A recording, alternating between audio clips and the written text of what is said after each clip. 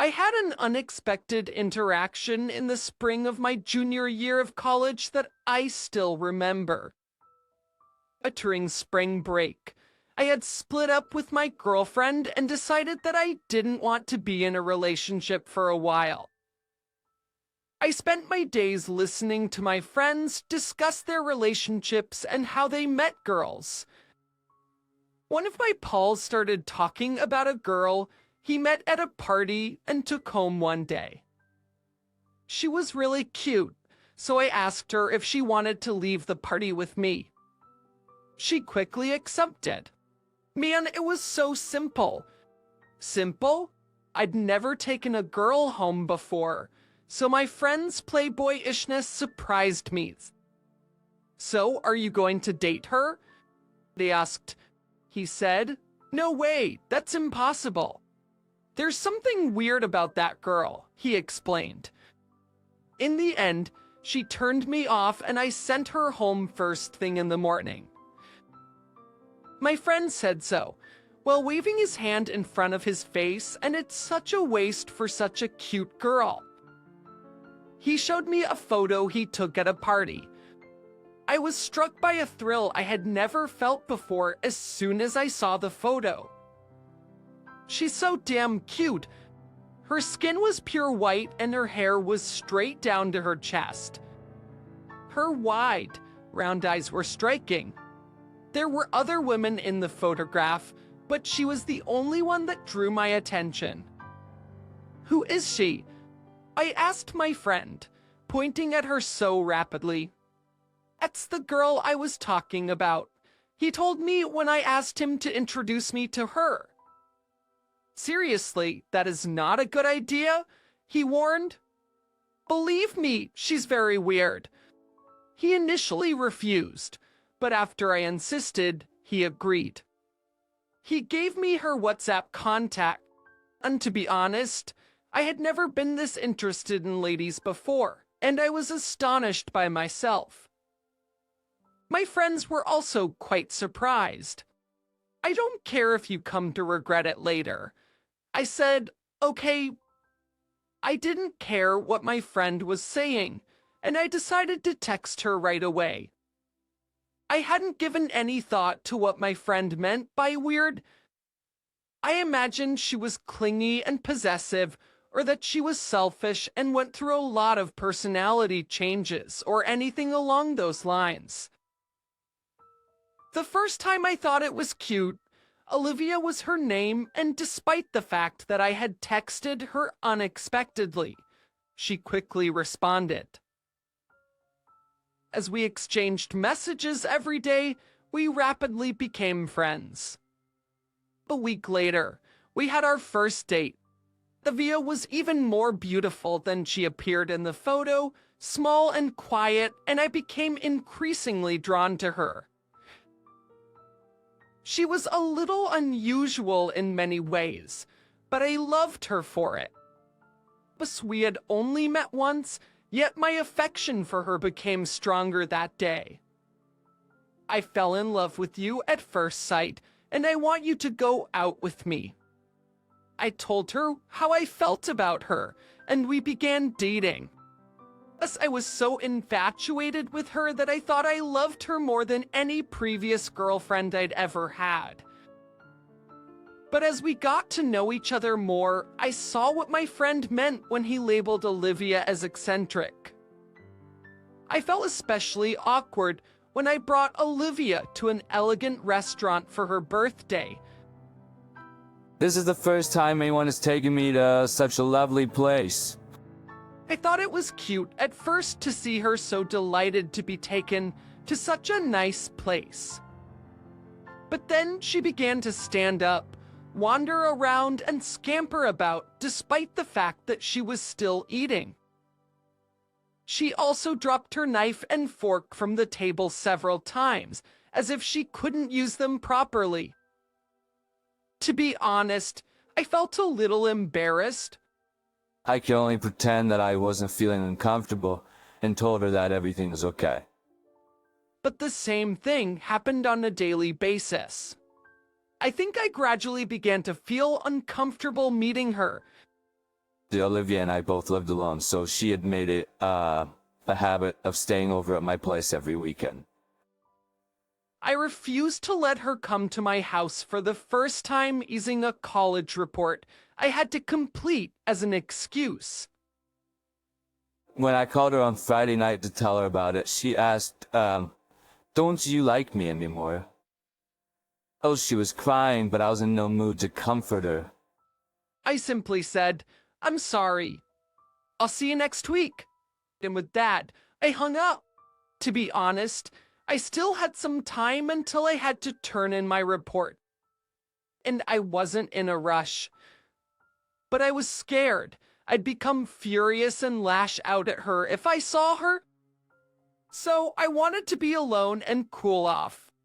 When I opened my computer the next day in the afternoon to begin writing my report, I received a phone call from Olivia.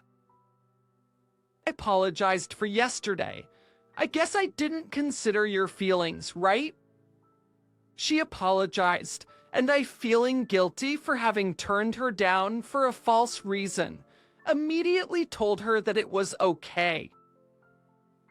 Then she said, "I want to help you because you were working hard to write your report. So can I go cook dinner for you? I won't stay over and I'll be gone soon." Olivia rarely cooks for me. I figured she wouldn't do anything embarrassing if we were in the house, so I agreed. Olivia arrived in the evening, holding 2 large plastic bags. She stood in the kitchen, dressed in an apron and bandana she brought with her. I'd always wanted to see Olivia cook, and it was wonderful to see her back in the kitchen. I forgot how irritated I had been and believed we would be able to get along again. But Olivia had injured her own hand with a kitchen knife, so I had to apply a bandage on her finger. And just when I thought we were back on track, she dropped a ball of ground meat, eggs, and milk on the carpet. Moreover, the hamburger steak she had prepared was as black as charcoal. I told her I would still eat it, but she said she was picky about cooking and had to start from scratch. I listened to Olivia, who told me to stay seated, so I worked on my report quietly. I was impatient because, despite starting cooking before 5 p.m., she hadn't completed by 10. I told her I would take over cooking the hamburgers. "I'm sorry for being so useless." But that she began to cry. I was just thinking how cute she was at first, but I was becoming upset since she couldn't do anything. "Don't worry, it's okay, but Olivia might have noticed how irritated I was." But even though I told Olivia that there was nothing else she could do, she kept asking me if there was anything else she could do. I asked her to vacuum the house, because I assumed it would be so simple that there would be no room for error. I was still upset, but I wanted to smile and make up with her.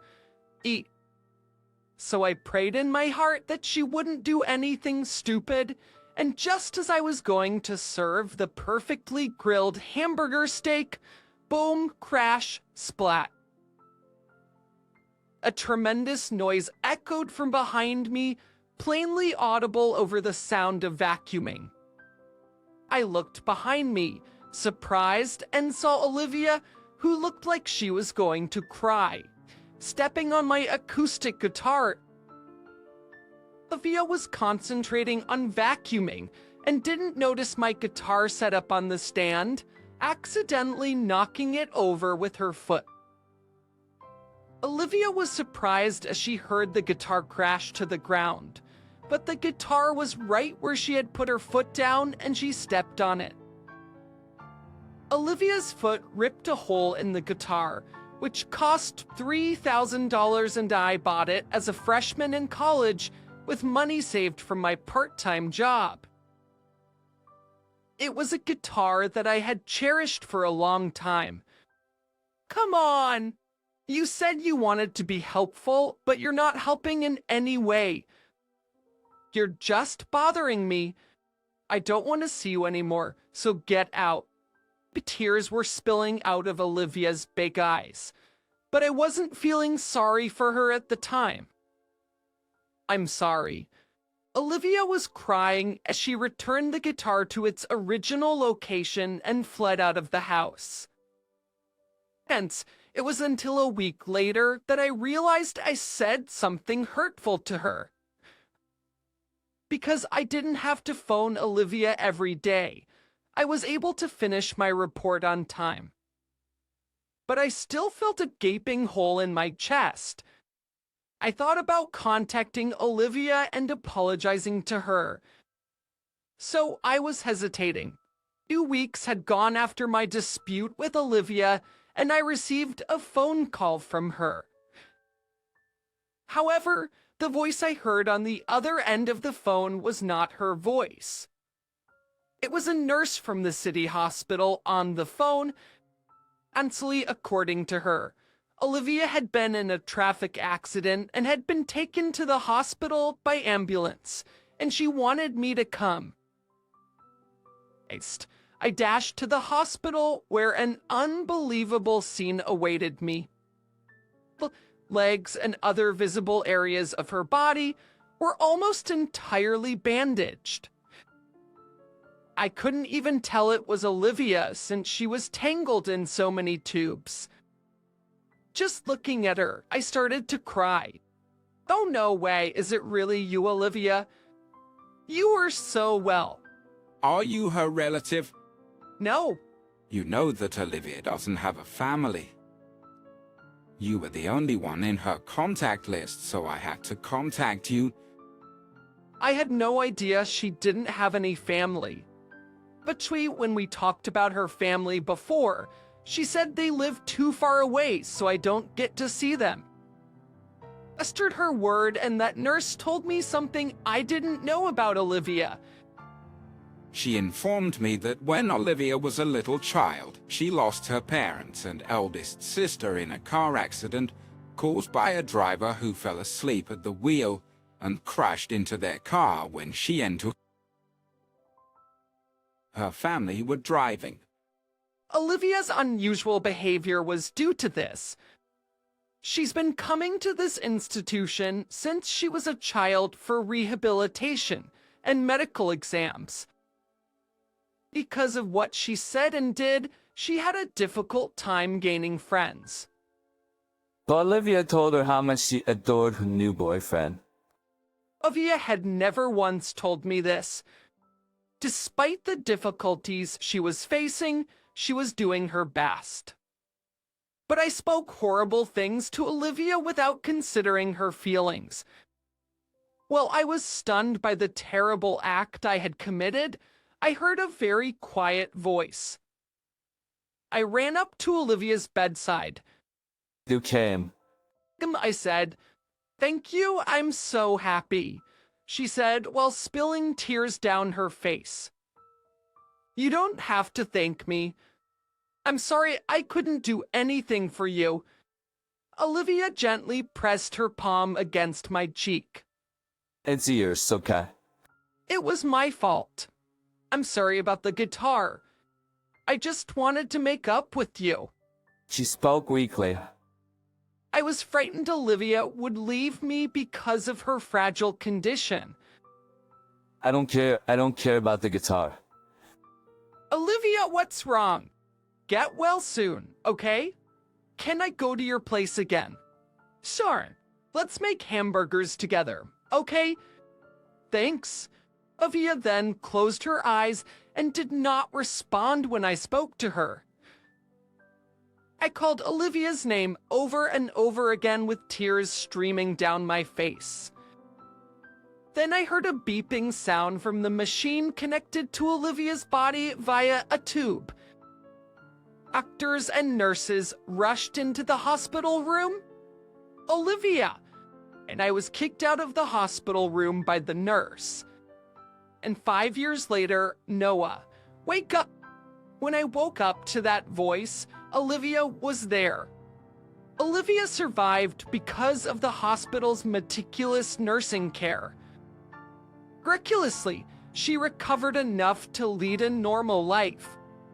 Next year, we got married. Even now, when I wake up every day, I am so happy that Olivia is next to me. First that day, Olivia saw something, and she was hit by a car because she failed to see the traffic signal and crossed the street while it was red. She spotted an acoustic guitar that looked exactly like mine. I told her many times, you can repair a guitar or you can buy the same one again, but I can't do the same for you. If I lose you, I'll never be able to get you back. Please take care of yourself for my sake. Olivia nodded her head with a pleasant, pretty look when I told her that. That's what I keep saying to myself. Olivia still acts unpredictably from time to time, but that is manageable if I support her. I guess her body and brain have learned to cook because we've cooked so frequently recently. Olivia is now able to make hamburgers by herself. I'll be happy if we can continue to grow together little by little.